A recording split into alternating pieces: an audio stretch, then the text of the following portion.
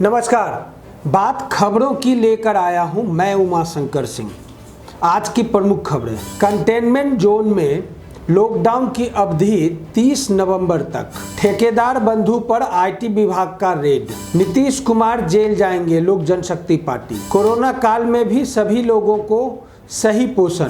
सभी राजनीतिक दल महिलाओं को प्रतिनिधित्व में उचित हिस्सा देने का भरोसा दिया। अब खबरें विस्तार से। कंटेनमेंट जोन में लॉकडाउन की अवधि आगामी 30 नवंबर तक। कोरोना संक्रमण रोकने के लिए केंद्र सरकार के गृह मंत्रालय ने 27 अक्टूबर को दिशा निर्देश निर्गत करते हुए कंटेनमेंट जोन में लॉकडाउन की अवधि आगामी 30 नवंबर तक विस्तारित कर दी है। गृह मंत्रालय ने कई अन्य निर्देश भी दिए हैं। सम्यक विचार के बाद राज्य सरकार ने इस आदेश को बिहार में 30 नवंबर तक यथावत लागू करने का भी निर्णय ले लिया है। इस आदेश के आलोक में जिलाधिकारी और अन्य विभागों को जानकारी दे दी गई है। ठेकेदार बंधुओं पर आईटी विभाग का रेड। नल जल का काम कर रहे ठेकेदार बंधु ललन कुमार और सुमन कुमार के भागलपुर स्थित घर पर आईटी विभाग ने शुक्रवार को दूसरे दिन भी ताबड़तोड़ छापेमारी की। यह छापेमारी उनके भागलपुर स्थित आवास पर की गई है। हालांकि इसमें बरामदगी के मामले में अभी तक स्थिति स्पष्ट नहीं हो पाई है। बीती रात भी आईटी की छापेमारी भागलपुर में हुई थी। इस छापेमारी में आईटी विभाग ने उनके आवास से 50 लाख रुपये नकद बरामद किए थे। नीतीश कुमार जेल जाएंगे, लोक जनशक्ति पार्टी। लोक जनशक्ति पार्टी के राष्ट्रीय अध्यक्ष चिराग पासवान ने कहा कि बिहार में 3 दशक से जंगल राज है। यहाँ शिक्षा व्यवस्था चौपट हो गई है और घपले वो भ्रष्टाचार का बोलबाला है। उन्होंने कहा कि बिहार में लोजपा की सरकार बनी तो नीतीश कुमार जेल जाएंगे। बिहार विधानसभा चुनाव के दूसरे चरण को लेकर शुक्रवार को चिराग पासवान ने भागलपुर जिले के 3 विधानसभा क्षेत्रों में ताबड़तोड़ रैलियां की। सबसे पहले चिराग पासवान ने गोपालपुर विधानसभा चुनाव क्षेत्र से लोजपा प्रत्याशी सुरेश भगत के समर्थन में नवगछिया से पकड़ा तेतरी में, उसके बाद भागलपुर विधानसभा क्षेत्र से लोजपा प्रत्याशी राजेश वर्मा के समर्थन में और उनकी तीसरी रैली नाथनगर विधानसभा क्षेत्र से लोजपा प्रत्याशी अमर सिंह कुशवाहा के समर्थन में हुआ, जहां उन्होंने ये बातें कही। कोरोना काल में भी सभी लोगों को सही पोषण। कोरोना काल में भी सभी लोगों को सही पोषण पर अधिक ध्यान देना चाहिए। सही पोषण रहने से रोग प्रतिरोधक क्षमता मजबूत रहती है। इसके लिए हमें अधिक से अधिक पौष्टिक और प्रोटीन युक्त आहार का सेवन करना चाहिए। इसलिए पोषण और रोग प्रतिरोधक क्षमता को लेकर हर व्यक्ति सजग रहने की जरूरत है। पौष्टिक और प्रोटीन युक्त आहार से रोग प्रतिरोधक क्षमता में तेजी से वृद्धि होती है। यह हमें कई बीमारियों से दूर रखता है, ऐसा कहना है बिहार सरकार का। सभी राजनीतिक दल महिलाओं को प्रतिनिधित्व में उचित हिस्सा देने का भरोसा।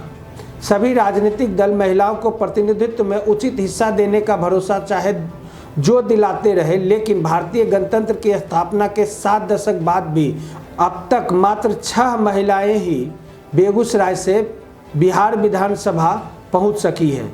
इस बार के बिहार विधानसभा चुनाव में अलग अलग राजनीतिक दलों से 5 विधानसभा क्षेत्र में 9 महिलाएं उम्मीदवार अपने प्रतिद्वंदी दल के पुरुष प्रत्याशी को कड़ी टक्कर दे रही है। अब देखना यह दिलचस्प है कि इसमें से कौन कौन विधानसभा पहुंच पाती है।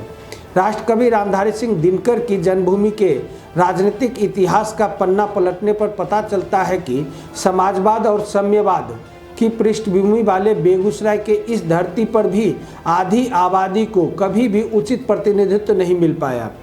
तभी तो विधानसभा चुनाव में महिलाओं का प्रतिनिधित्व नाम मात्र का रहा और 1952 में हुए पहले चुनाव से लेकर 2015 तक मात्र 6 महिलाएं ही विधानसभा जाकर बेगूसराय का प्रतिनिधित्व कर सकी हैं। सबसे पहले 1962 में कांग्रेस नेत्री ग्रीस कुमारी बछवाड़ा विधानसभा क्षेत्र में तथा प्रेमा कुमारी बलिया विधानसभा क्षेत्र में अपने पुरुष प्रतिद्वंदी को पराजित कर विधानसभा पहुंची थी। इस चुनाव में 2 महिलाओं को विधायक बनने के बाद राजनीतिक सरगर्मी बदली तो 23 साल तक कोई महिला विधानसभा नहीं पहुंच पाई थी। 1985 के चुनाव में बरौनी विधानसभा क्षेत्र से भारतीय कम्युनिस्ट पार्टी यानी सीपीआई के प्रत्याशी शकुंतला सिन्हा ने कांग्रेस के प्रत्याशी कमला देवी को हराकर विधानसभा की राह पकड़ ली। लेकिन इसके बाद फिर लंबे अंतराल तक बेगूसराय के किसी भी क्षेत्र से महिलाओं का प्रतिनिधित्व विधानसभा में नहीं हो पाया। इसी बीच कांग्रेस से कृष्णा शाही और चंद्रभानु देवी लोकसभा का चुनाव जीतकर सांसद बन गई, लेकिन कोई भी महिला 25 साल तक विधानसभा नहीं पहुंच सकी और 2010 के बाद से 2 महिलाएं लगातार चुनाव जीत रही है।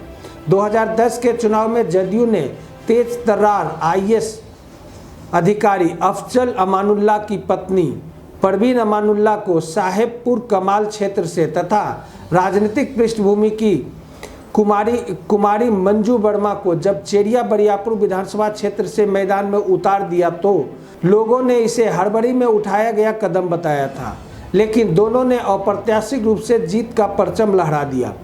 2015 के चुनाव में भी यह सिलसिला कायम रहा तथा राजद जदयू और कांग्रेस महागठबंधन ने बेगूसराय क्षेत्र से कांग्रेस की उम्मीदवार अमिता भूषण को तथा चेरिया बरियारपुर से कुमारी मंजू वर्मा को मैदान में उतारा है, जिसमें दोनों ने एनडीए के निवर्तमान विधायक क्रमशः सुरेंद्र मेहता और अनिल चौधरी को जोरदार मुकाबले में कड़ी टक्कर देकर पराजित कर दिया है। इस बार के चुनाव में कांग्रेस की ओर से बेगूसराय में अमिता भूषण एवं रालोसपा से संजू प्रिया, चेरिया बरियारपुर में जदयू से कुमारी मंजू वर्मा, लोजपा से राखी देवी एवं प्लुरल्स पार्टी की मधु श्वेता, बछवाड़ा में निर्दलीय इंदिरा देवी तथा जनता पार्टी की कुंदन सिंह, तेघरा में प्लुरल से रूपम कुमारी तथा मटिहानी में वंदना कुमारी चुनावी रण क्षेत्र में जोर आजमाइश कर रही है।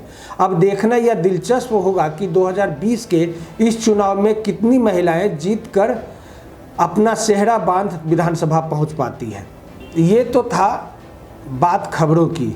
आप हमारे फेसबुक और यूट्यूब चैनल को लाइक, सब्सक्राइब और शेयर करना ना भूलें। नमस्कार।